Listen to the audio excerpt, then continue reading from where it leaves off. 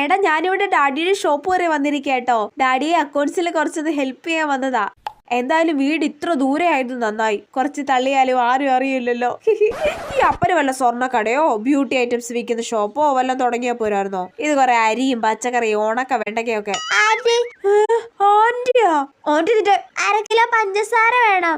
ഓ, പഞ്ചസാര എടുത്ത് കൊടുക്കലൊക്കെ മെനക്കേടാ. കവർ എടുക്കണം, അതിലോട്ട് പഞ്ചസാര ഇടണം, അളവ് നോക്കണം, പൊതിഞ്ഞു കൊടുക്കണം. അയ്യോ, ഓർക്കാൻ തന്നെ വയ്യ. പഞ്ചസാര ഇല്ല കൊച്ചെ, തീർന്ന്. എന്നാ ക്രീം ബിക്കറ്റ് വേണം.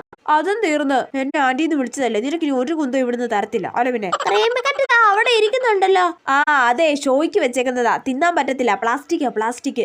ഓ, പോയോ? 20 വയസ്സ് മാത്രമുള്ള വാവയായ എന്നെ ആന്റിന്ന് പോലും അഹങ്കാരി.